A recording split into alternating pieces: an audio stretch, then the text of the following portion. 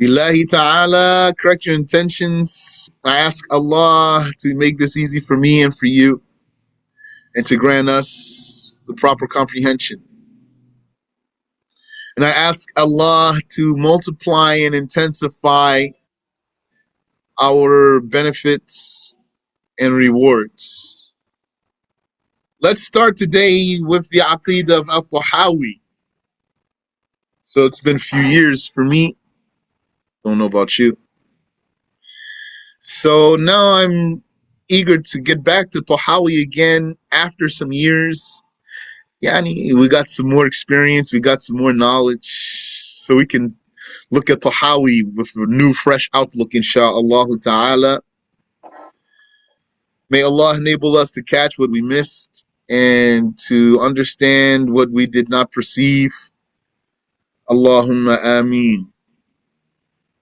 The prestige of the Tahawi creed is not obscure to you. This is amongst the most prestigious documents in Aqidah. It's from the time of the Salaf. Let's go ahead and get started. So the Tahawi creed is by Hujjatul Islam. That's a nickname. Hujjatul Islam, which means the proof of Islam, and his name is Ahmed. This Sheikh Ahmed here, Al-Tahawi. Ahmed ibn Salama. And his kunya is Abu Ja'far. Kunya means a name that starts with Ab or Al-Warraq. The Egyptian, he's an Egyptian, Al-Misri, from a town or a village called Taha. So that's why it's called Tahawi. He's the Tahawi, the one from Taha. From the era of the Salaf, may Allah tabaraka wa ta'ala have mercy upon him. So what we want to do is just stick closely to the matan. And also I want to encourage any of you to memorize the matan as we go. Even if you memorize it in English, what that's going to require of you. What will memorizing require of you? Will require of you to make a commitment. A commitment to whom? Not to me. Commitment to yourself. And memorizing is, one might say it's the most laborious part of studying. It's going to take most of your time. You can do your homework in an hour or two. You can review something in an hour or two. But when you want to memorize a matan or anything else, this is going to take you more than an hour or two. And you're going to have to review also. Over and over and over and over and over again. And even if you are older, you can do it. I challenge you. I challenge you to challenge yourself. And I'll just say one more statement here and start reading then. One of our mashayikh, not even Sheikh Abdullah who had all these things memorized, but one of our mashayikh, Sheikh Salah Sa'ad, may Allah have mercy on him, one of the ones who taught us Alfiya ibn Malik. Alfiya is a 1,000-lined poem. He used to come to lesson without any book, and he had the Alfiya memorized. And he was then, he was older than all of us. He was the teacher, we were the students. He memorized it, we didn't memorize it. And we were struggling and trying to memorize. And he would just give the lesson from his head. He never came with a book to the lesson. MashaAllah. He told us he used to, when he was young, he used to say the matan every day, till it was stuck in his heart. طيب. without a further ado, the author says, Bismillahir Rahmanir Rahim. In the name of Allah, Ar-Rahmanir Rahim. So we want to just stick to the text, really. Not go far from the text, inshallah. Translate the text, explain the words, and we will try not to go far for anything that doesn't require that. The author says, هذا ذكر بيان عقيدة أهل السنة والجماعة. This document here, this booklet, is clarifying documentation. ذكر بيان عقيدة أهل السنة is a mentioning of the clarification of the creed of the people of the Sunnah. See, I have a lot of idafas there. This is a mentioning of the creed of. This is a mentioning of the clarification of the creed of the people of the Sunnah. This is clarifying documentation of the universal creed of Ahlus Sunnati wal Jama'ah. Okay, so this is a document about the creed of Ahlus Sunnati wal Jama'ah, the people of the prophetic way, and the majority. So, yani, all these I can stop and talk. I don't want to stop and talk too much. But if you have a question, feel free. Anything that's clear, I'm going to try to leave it there.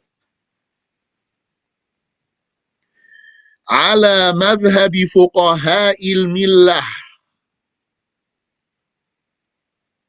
According to the way, the madhab of the jurists of the religion.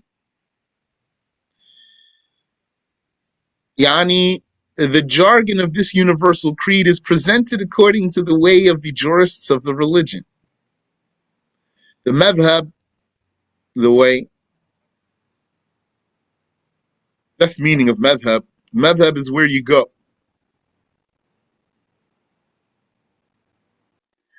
In a literal sense. So, the way, yani, the school, the position of the jurists of the religion. The jurists of the religion, I gave jurist a capital J here because he means someone in particular. He is labeling some people in particular as the jurists. Because they're not the only jurists. They're not the only fuqaha ul-millah, those whom he shall name. So he called them something that applies to others to praise them. So I gave it a capital J. According to the way of the jurists of the religion, the scholars, they are the imams, according to the way of the mashayikh, as if he's saying. The mashayikh for him and for his perspective. Who are they? Abi Hanifah Nu'man ibn Thabit al-Kufi, scholar from Kufa. That's the meaning of al-Kufi. And Nu'man, that's his given name. And Nu'man, son of Thabit. And his kunya is Abu Hanifa. So, yani, I can follow the Arabic way, the structure of the Arabic sentence. If you tell me to, I'll fix it. I'll change it. And I don't have to commit to the way it is here. Abu Hanifa, he says. So who are those scholars of the religion? Abu Hanifa and Nu'man. But I put it this way. I thought it's going to be clear what he's saying. The scholar from Kufa. The first one is the scholar from Kufa, whose name is An-Nu'man. That's his given name. And Nu'man ibn Thabit. His kunya is Abu Hanifa, rahimahullah ta'ala. And anything else also, if you see anything in this document, if you have any suggestion, feel free, please. Don't be shy. وأبي يوسف يعقوب بن إبراهيم الأنصاري. Sometimes I just want to try some things. Mix it up a little bit, see if there's benefit.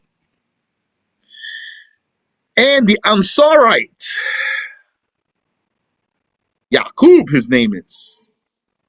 Yaqub ibn Ibrahim, Yaqub son of Ibrahim. And his kunya is Abu Yusuf. Now we don't have biographies here.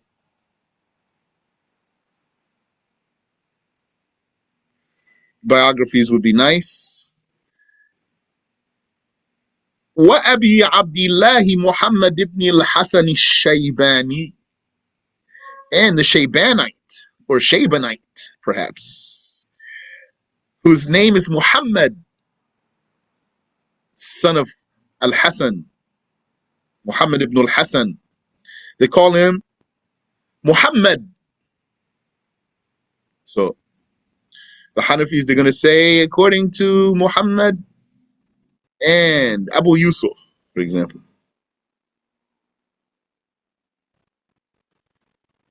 Whose kunya is Abu Abdullah. Ridwanullahi alayhim ajma'een. May Allah accept them all. Ameen. So, who are they? They are the Imams. They are the Mashayikh. They are, as coined by some, the first theologians. The OTs, the original theologians. That's a general statement. It's a signal to their precedence over most of them. Because who's before them? Very few. The Sahaba and the Tabi'un. And some say Abu Hanifa is a Tabi'i himself. Abu Hanifa, he's a mujtahid. He has two madhabs. He has a madhab in fiqh, and he has a madhab in aqidah.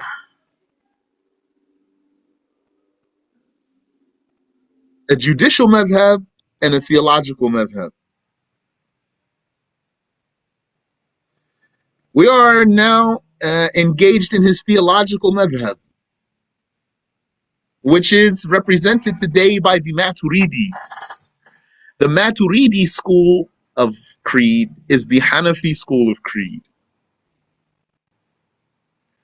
through the route of Imam al-Maturidi. This creed we are reading is the Tahawi creed. It is Hanafi creed. It's pure Hanafi creed.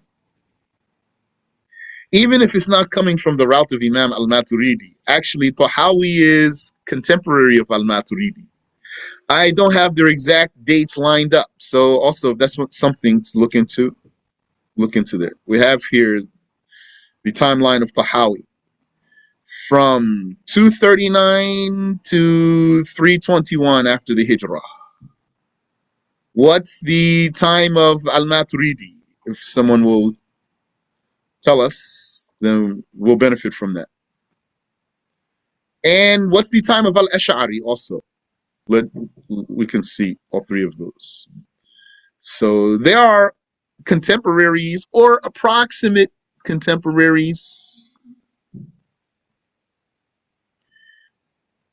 And Imam al-Tahawi, actually, he is at their level, the level of al-Ash'ari and al-Maturidi. And he even had followers, the Tahawis, the Tahawiyah.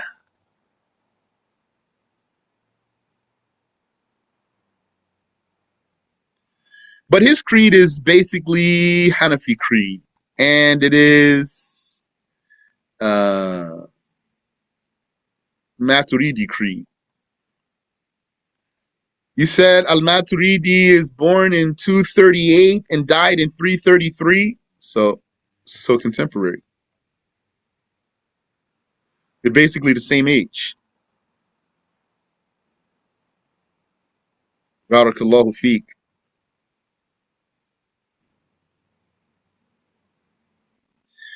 And these two disciples of Imam Abu Hanifa, they were mujtahids themselves, absolute mujtahids. They had their own madhabs. But their madhabs are so close to Abu Hanifa's madhab that they are annexed into his madhab. And the Hanafis study three madhabs at once. The madhabs of Abu Hanifa and Judge Abu Yusuf and Sheikh Muhammad ibn al-Hasan. Ridwanullahi alayhim ajma'een. May Allah accept them all. وَمَا يَعْتَقِدُونَ مِنْ أُصُولِ الدِّينِ وَيَدِينُونَ بِهِ لِرَبِّ الْعَالَمِينَ. And هذا ذكر بيان ما يعتقدون من أصول الدين. This is clarification of what they hold as conviction in the fundamentals of the religion. Yani, who's they? يعتقدون, what they hold as conviction. Who are they? Either they are Abu Hanifa and his two disciples, or they are the people of the prophetic way. That's who he mentioned so far. This is a clarifying documentation of the creed of the people of the Sunnah and the Jama'ah, according to the way of the jurists of the religion, and clarification of what they were believing, of the fundamentals of the religion. وَيَدِينُونَ بِهِ لِرَبِّ الْعَالَمِينَ, and what they practice as religion for the Lord of the worlds. And deen comes with the meaning of aqidah. And when the context allows that, deen has the meaning of aqidah in particular.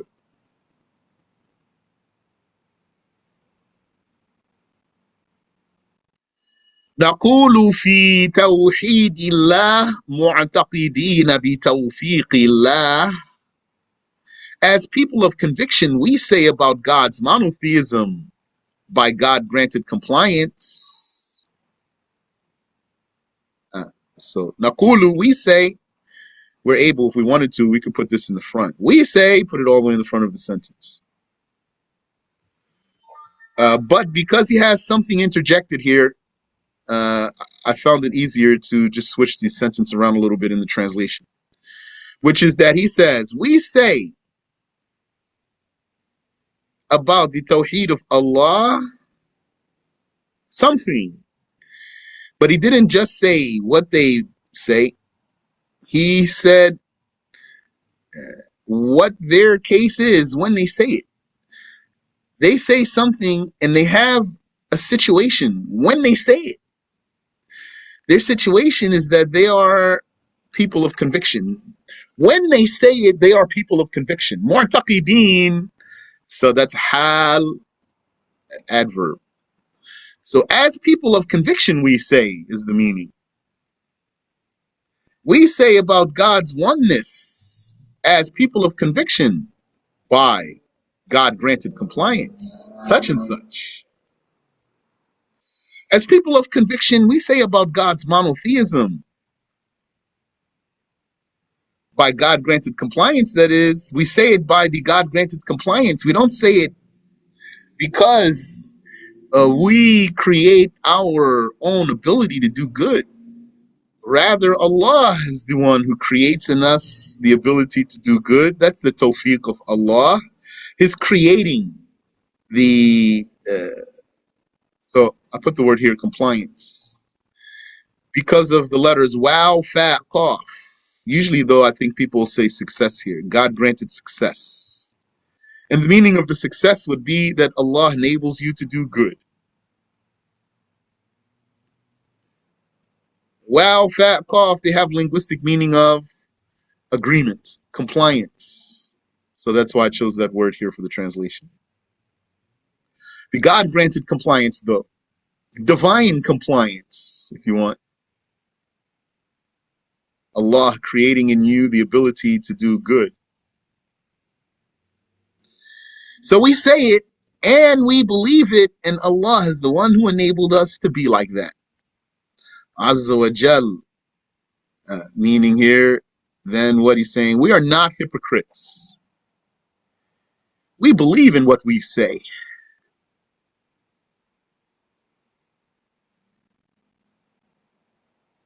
What is it that we say?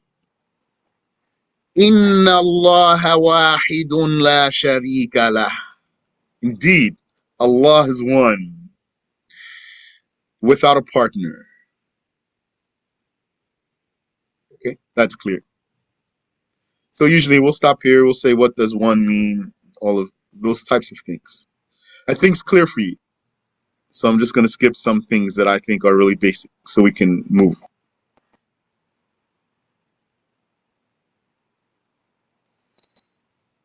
Wala shay'a mithluh. And nothing is like him. Why he started with the oneness? Because it is the most important case. I feel like the spaces are too big here.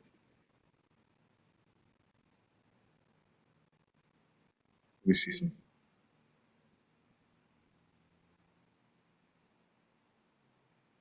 Yeah.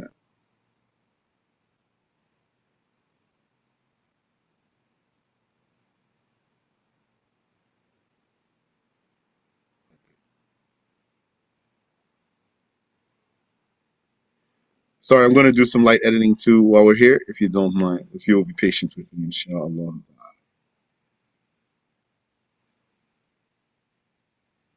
Trying to accomplish as many things as possible at once. Yeah, I like that.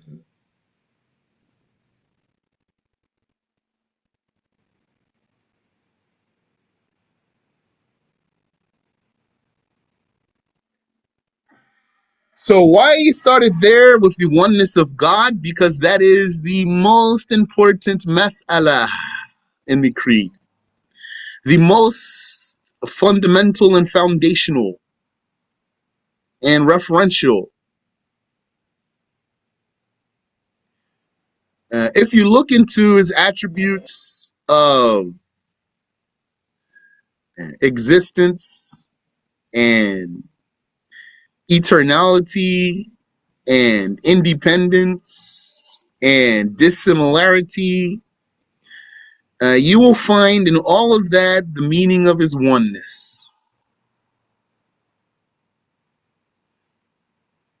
His independence has a common meaning with oneness, and his dissimilarity has a meaning in common with oneness, and his eternality, having no beginning, has a meaning common with oneness. If you need any clarification about that, feel free to ask, please. Wala shay'a mithluh, and nothing is like him. Yes. Wala shay'a yu'jizuh, yu'jizuh. And nothing weakens him, nothing disables him, nothing cripples him.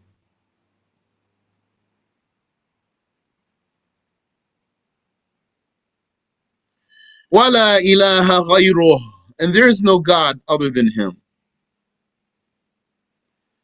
Yani, no one deserving of worship, no ilah other than him, no one deserving of worship.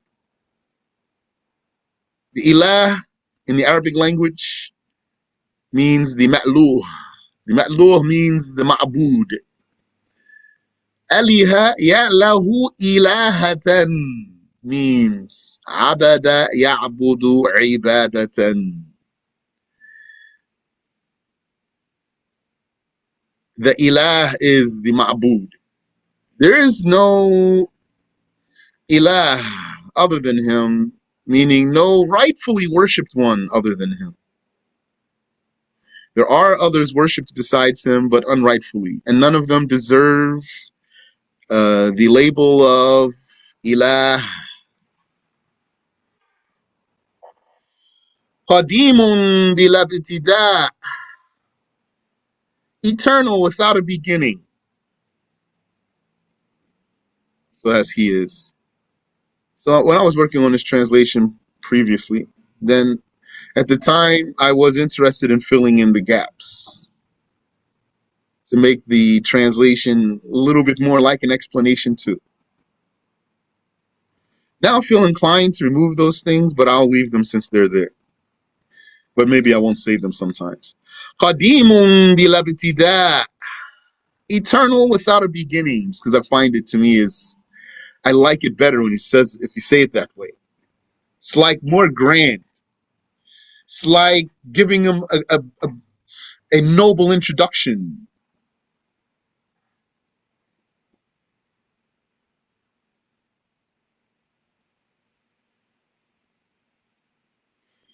Da'imun bila intiha', everlasting without end. La yafna wa la yabid, neither vanishing nor perishing. Here he said the same thing 4 times. Da'imun, everlasting. Bila intiha', without end. La yafna, not vanishing. Wa la yabid, nor perishing. So he's everlasting.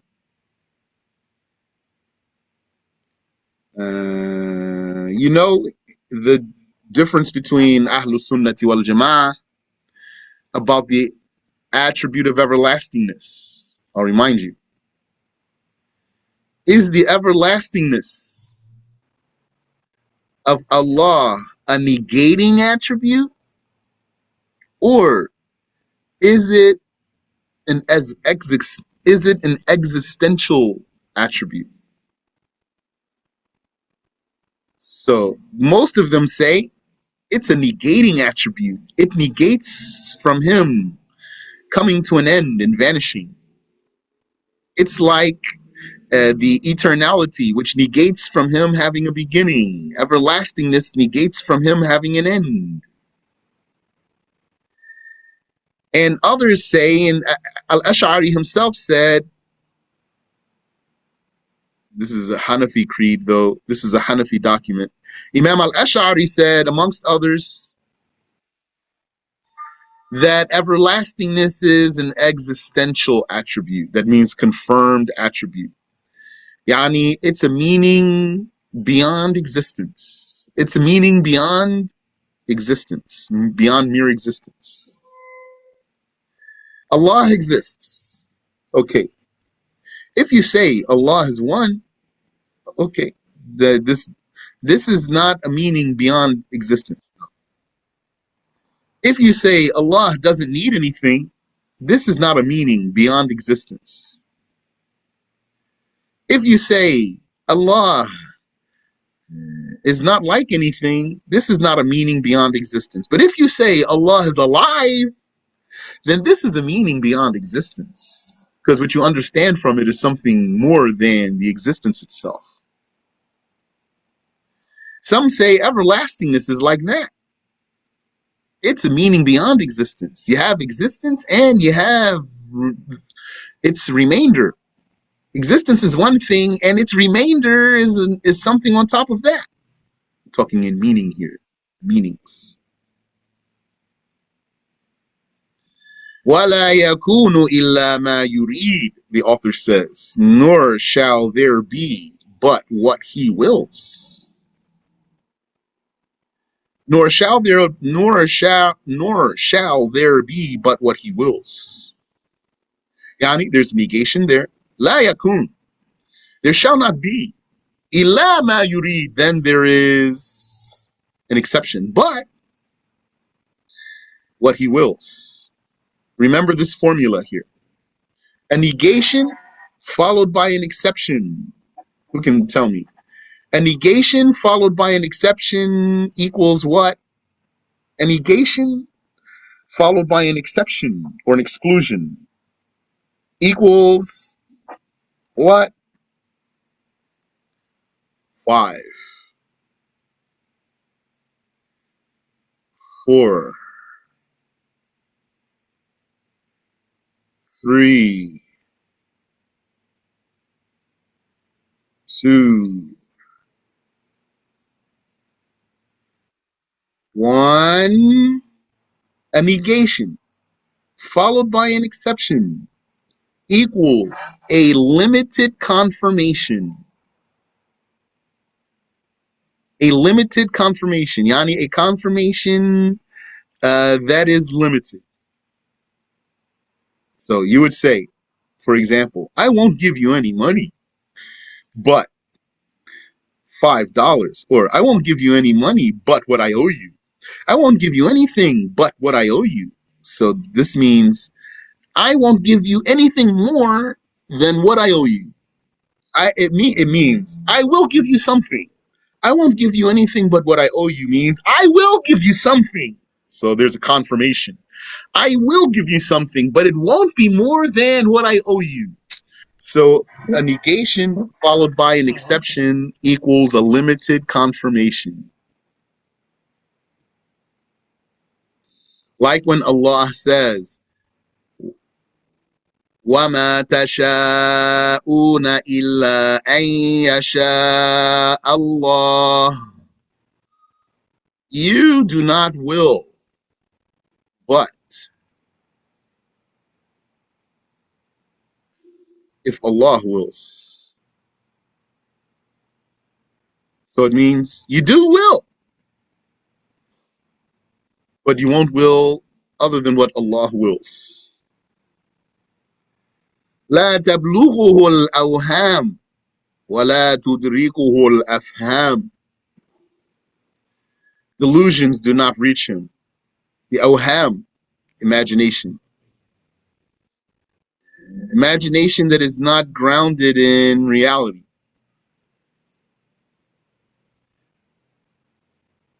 Well, he can't be imagined.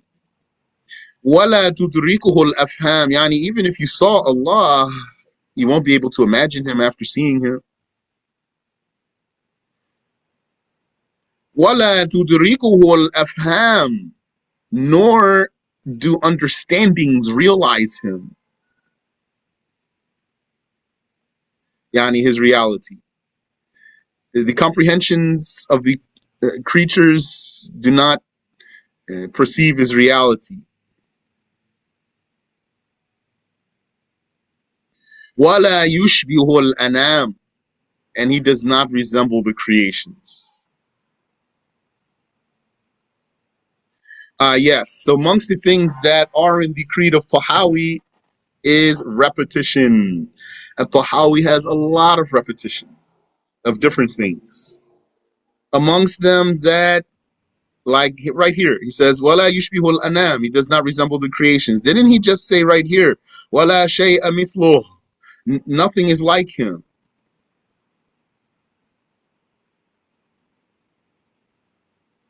And he's going to say more things that he already said. And he's going to say things and then repeat them again. Like when he talks about qadar, destiny. He says, hayyun la yamut, alive, undying. So,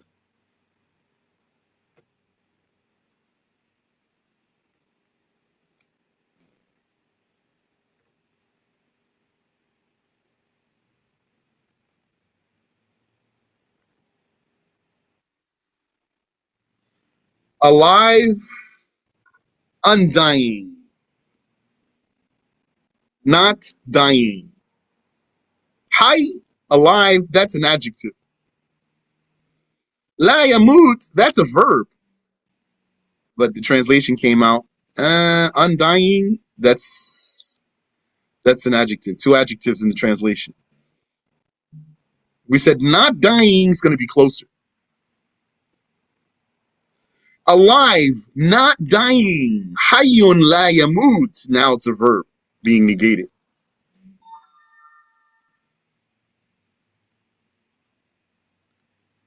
Qayyumul la yanam. Qayyum, not sleeping. Qayyum, this description is special to God. It's not permissible to describe anyone as Qayyum, but Allah Tabaraka wa Ta'ala. It has different interpretations, numerous interpretations. It could mean Al-Qa'imu bin Nafs, the self-existent, or someone might say self-subsistent. Or it could mean Al-Mawsufu bil-Qiyam, the one who's attributed with existence.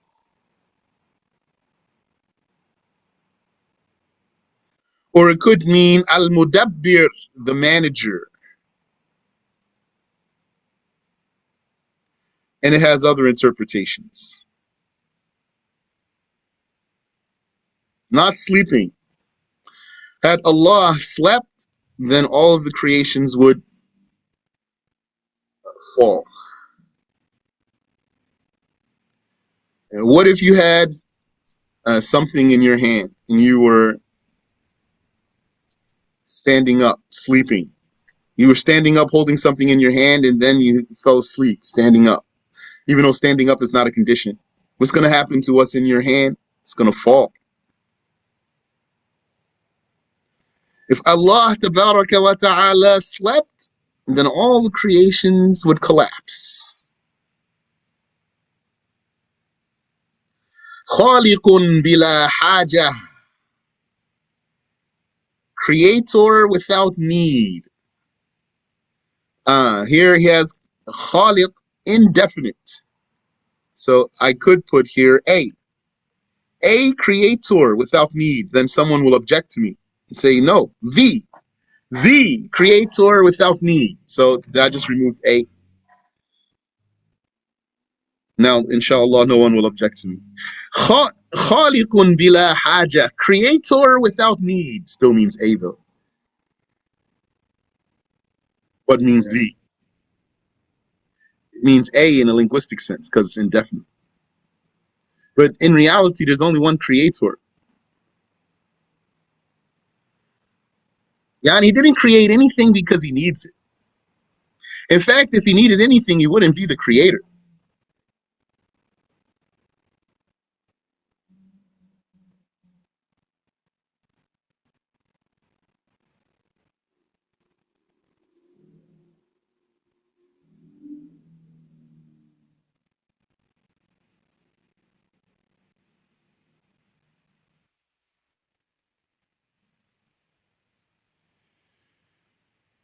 Raziqum bila mu'nah, provider without expense. Okay? And he never runs out. Azza wa Jal. Because he can create anything possible. Allah as being the provider, it has the meaning of his being or having the power to create anything possible. Because his being the provider doesn't only mean he makes the food reach you, and the drink, and the money, and the clothing, and the lodging.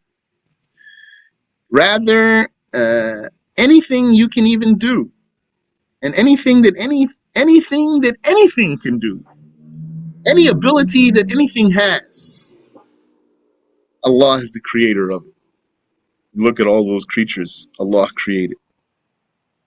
Those sea creatures, they are so amazing. The octopi, that's the plural of octopus, right? The octopi. Amongst them are the ones that can change shape and change texture, and they change color too.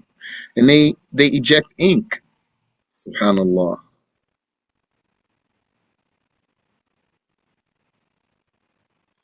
And other things. Mumitun bila makhafa, death creator without fear. Death creator. Mumit. Someone might say, causing death. without fear, but I avoid using cause for Allah. Because he's not a cause, so I don't say he causes. He's a creator of cause, though. One might say causer of cause, perhaps. Musabbibul asbab, causer of causes. Maybe one might say.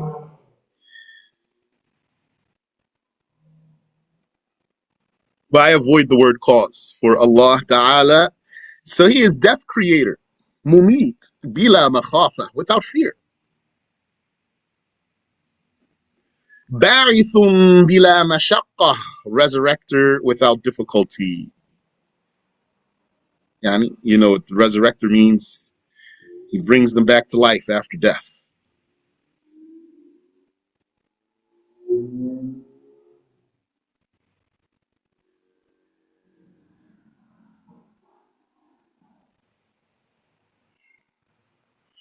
ما زال بصفاته قديما قبل خلقه. He never ceased to be, having his attributes eternal before his creation. ما زال قديما. ما زال قديما. That's the completion of the sentence here. The bare sentence is complete by ما زال قديما. He never ceased to be eternal.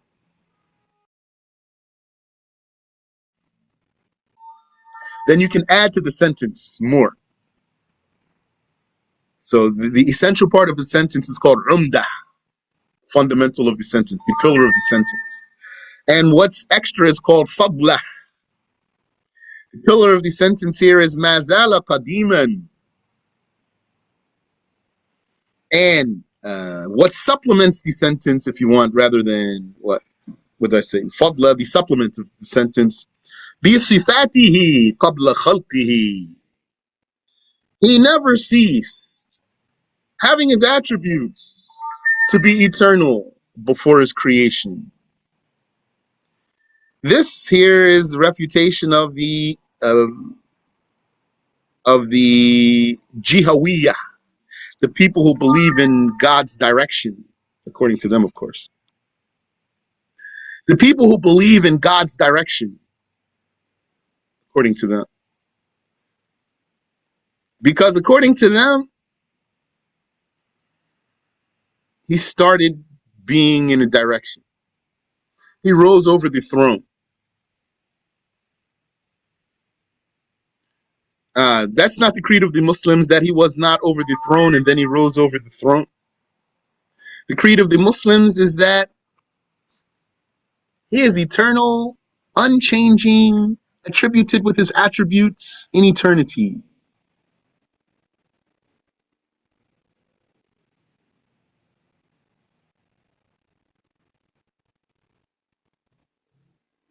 لم يزدد بكونهم شيئا لم يكن قبلهم من صفته.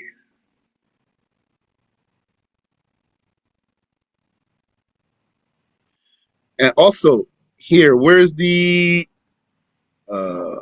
pillar of the sentence? لم يزدد شيئا.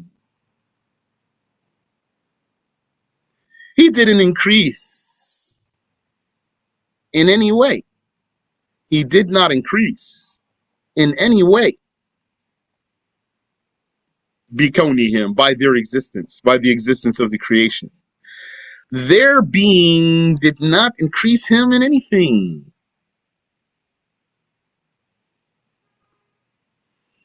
In any way, لم يكن قبلهم من صفته. He didn't increase in any way that was not his attribute prior to them. لم يكن قبلهم من صفته is a description of the shape. A way that it was not his attribute prior to them.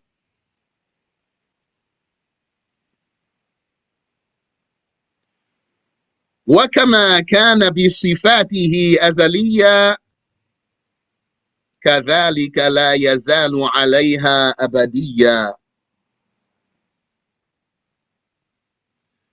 And as he was, وَكَمَا كَانَ بِصِفَاتِهِ أَزَلِيَّةً,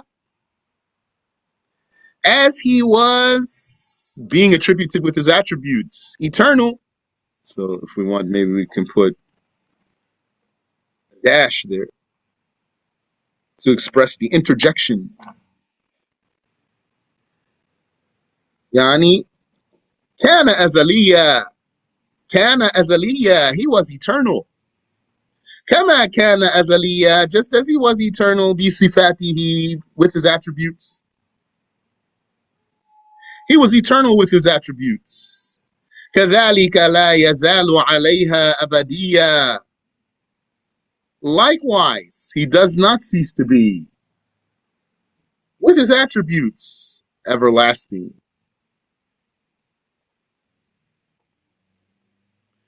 ليس بعد خلق الخلق استفاد اسم الخالق. Okay. I think we should stop here. I felt like we've only been going for about 10 minutes. But it's just about the top of the hour. And now he's going to start talking about takween. Creating. Existence creation. Existence creation. Or let's save that for the top of the lesson next time, inshallah. You have any question I can answer for you? Assalamu alaikum, Shaykh. Wa alaikum assalam wa rahmatullahi wa barakatuh. I have the book that the Jamia put out. Is this different from that? I don't have it with me. Can I use that? The Arabic is going to be the same. The translation is most likely going to be different because this is my own translation here.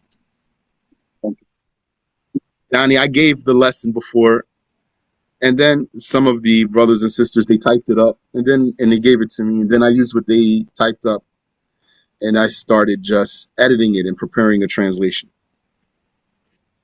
And then that's what you see here. If you have the one, I think you do. I don't know which one you have. If you have the blue one. I have the old one and I have the newer one. Okay. If you have the old one that's like blue color, probably. Yes. That's Hajj Ali's translation. Okay. The new one, I'm not sure who translated that.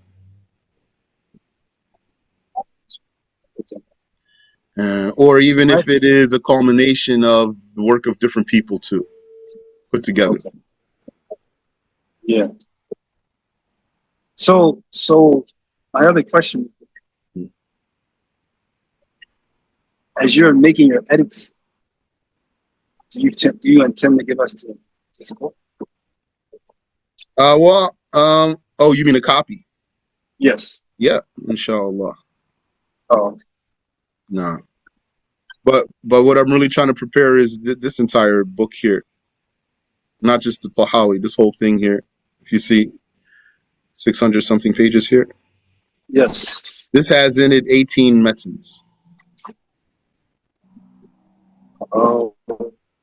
And Tahawi so this is one. Just be a part of like a section or a chapter. Yeah. This is this book has a major segment called Hanafi Creed or Hanafi Aqidah. Here, this is Hanafi Aqidah. And the Hanafi Aqidah has in it, this section has the Aqidah of An-Nasafi and Al-Fiqh Al-Akbar and Al-Tahawi.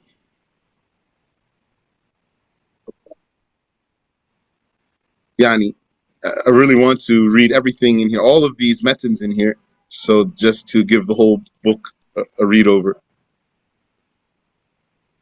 MashaAllah. Inshallah. I did the Aqidah of Ibn Asakir here, and still need to review a few things coming up soon, inshallah ta'ala. Ali ibn Abi Talib's answer to 40 Jews at the door. I can't wait to do that one. And I have other ones. Tafsir of Surah Al-Ikhlas. On Tuesdays, we're already doing the Muhkam and the Mutashabih. So I'm using, if you see those, I'm just editing, same thing. All of that to prepare this book here. We just finished what? We just finished Sanusi,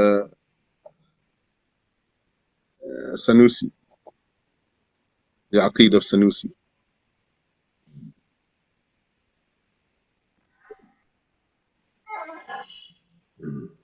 Barakallahu fikum. Ameen wa fikum. سبحانك اللهم وبحمدك أشهد أن لا إله إلا أنت أستغفرك وأتوب إليك. Sheikh, Yes. I had a question, if you don't mind. Okay.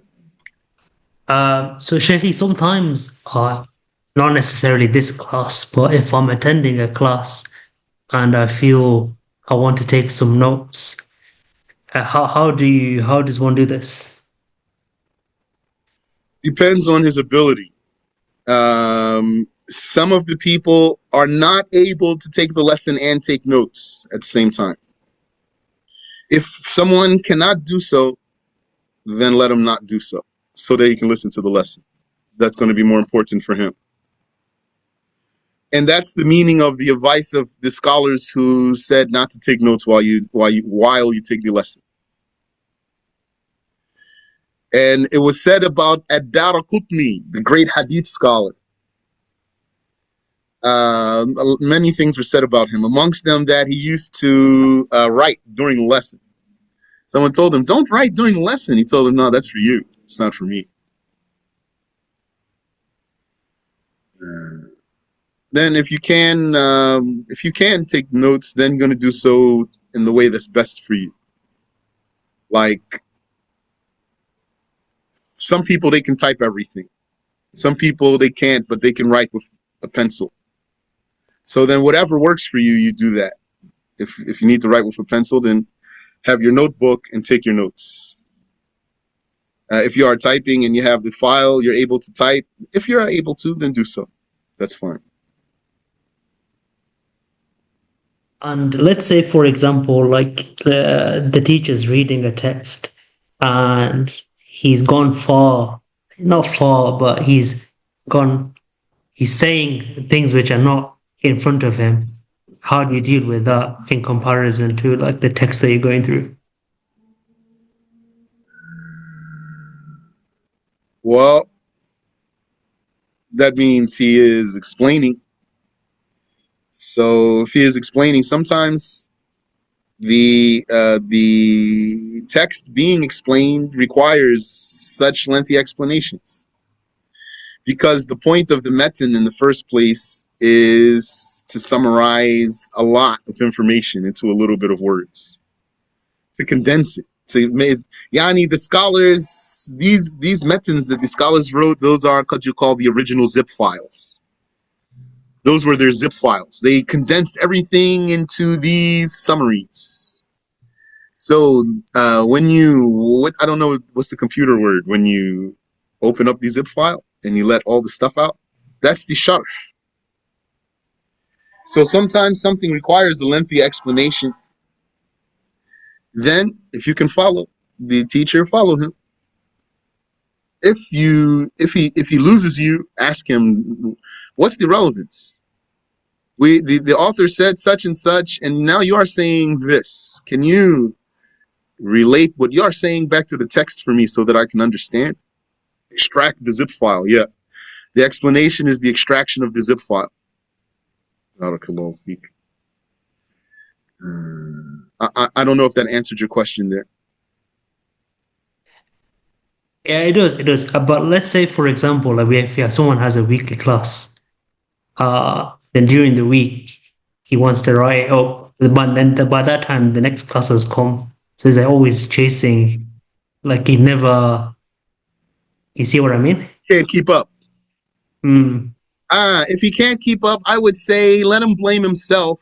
I'm not saying he doesn't really have an excuse, but I'm just saying on a personal level, let him blame himself. Let him say, it's me. I must do what I need to do to accomplish my goal.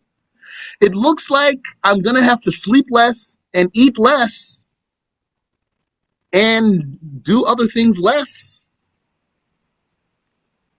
Like this. I need to wake up earlier. I need to sleep later, wake up earlier, eat less, etc. Like this. So he's going to refer that back to himself. Don't be amongst the people who say, I can't do it. I'm defeated. I can't. No, don't be that one. Rather, let him say, I can do it, inshallah. I shall not be defeated, inshallah. I must do what is needed for me to attain my goal. And then he challenges himself. Barakallah feek, Sheikh. Ameen wa feek. Sometimes you have to work harder than other people. I'll tell you, for the sake of Allah, when I studied overseas, especially in some stages of my studying overseas, but most of them though, most of my lessons, I had to study harder than anybody else. And a lot of times, not always, but a lot of times, I was the only non-Arab in my class. So I have to keep up with them. It's not my language. I'm still stuttering when I talk. I have to keep up with them. So it means I need to work, I see, harder than they do, just so I can keep up with them. So then if that's what it is, then that's what it is. But in another setting, you don't have to work so hard. When I was in early spots of the education and we were taking Juz' Amma, I already took Juz' Amma. So I don't have to work so hard like they do. MashaAllah. Barakallahu feekum wa jazakumullahu khayra. I'll see you next week for this lesson. Assalamu alaikum, Shaykh. Wa alaikum assalam wa rahmatullah. Some of those classes that you was in, that you was only non-Arab, was any of them speaking English? No, none of the classes were in English. No, I'm just some of the students. Yeah, some of them could speak English, yes. Okay, that's one thing. Thank you. You're welcome.